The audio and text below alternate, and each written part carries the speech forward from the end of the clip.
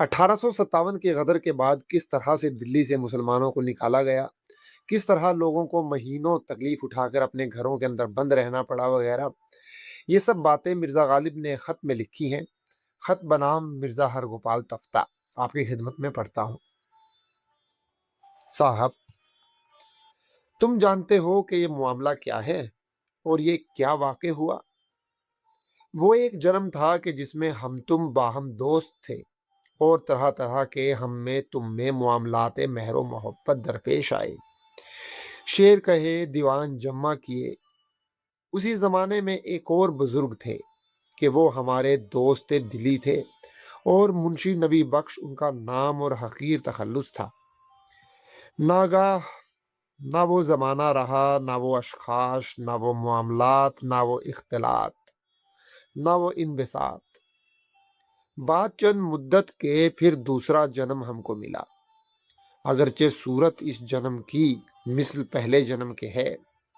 یعنی ایک خط میں نے منشی نبی بخش صاحب کو بھیجا، اس کا جواب مجھ کو آیا، اور ایک خط تمہارا کہ تم بھی موسوم و منشی ہرگوپال و متخلص و تفتہ ہو، آج آیا۔ اور جس شہر میں میں ہوں اس کا نام بھی دلی اور اس محلے کا نام بلی ماروں کا محلہ ہے، لیکن ایک دوست اس جنم کے دوستوں میں سے نہیں پایا جاتا۔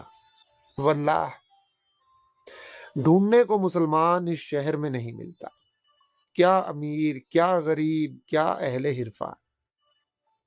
اگر کچھ ہیں تو باہر کے ہیں، ہنود البتہ کچھ کچھ آباد ہو گئے ہیں۔ اب پوچھو کہ تو کیوں کر مسکن قدیم میں بیٹھا رہا۔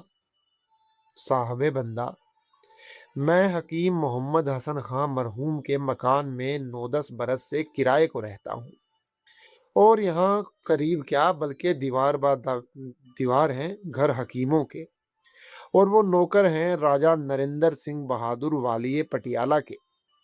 راجہ نے صاحبان عالی شان سے عہد لے لیا تھا کہ بروقت غارت دہلی یہ لوگ بچ رہیں۔ چنانچہ بعد فتح راجہ کے سپاہی یہاں آ بیٹھے اور یہ کوچہ محفوظ رہا، ورنہ میں کہاں اور یہ شہر کہاں۔ مبالغہ نہ جاننا، امیر غریب سب نکل گئے، جو رہ گئے تھے وہ نکالے گئے۔ جاگیردار، پنسندار، دولت مند، اہل حرفہ کوئی بھی نہیں ہے۔ مفصل حال لکھتے ہوئے ڈرتا ہوں۔ ملازمان قلعہ پر شدت ہے اور بعض پرس اور داروگیر میں مبتلا ہیں، مگر وہ نوکر جو اس ہنگامے میں نوکر ہوئے ہیں اور ہنگامے میں شریک رہے ہیں۔ میں غریب شاعر 10-10 برس سے تاریخ لکھنے اور شعر کی اصلاح دینے پر متعلق ہوا ہوں، خواہی اس کو نوکری سمجھو، خواہی مزدوری جانو۔ اس فتنہ و آشوب میں کسی مصلحت میں نے دخل نہیں دیا، صرف اشعار کی خدمت بجا لاتا رہا اور نظر اپنی بے گناہی پر شہر سے نکل نہیں گیا۔ میرا شہر میں ہونا حکام کو معلوم ہے، مگر چونکہ میری طرف بادشاہی دفتر میں سے یا مخبروں کے بیان سے کوئی بات پائی نہیں گئی، لہٰذا طلبی نہیں ہوئی، ورنہ جہاں بڑے بڑے جاگیردار بلائے ہوئے یا پکڑے ہوئے آئے ہیں، میری کیا حقیقت تھی۔ غرض کہ اپنے مکان میں بیٹھا ہوں، دروازے سے باہر نکل نہیں سکتا۔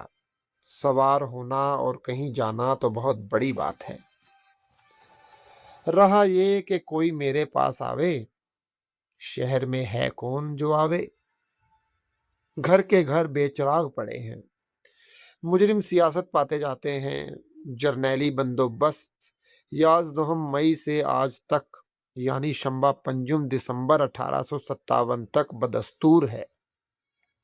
کچھ نیک و بد کا حال مجھ کو نہیں معلوم، بلکہ ہنوز ایسے امور کی طرف حکام کی توجہ بھی نہیں۔ دیکھیے انجام کار کیا ہوتا ہے۔ یہاں باہر سے اندر کوئی بغیر ٹکٹ کے آنے جانے نہیں پاتا۔ تم زنہار یہاں کا ارادہ نہ کرنا، ابھی دیکھا چاہیے مسلمانوں کی آبادی کا حکم ہوتا ہے یا نہیں۔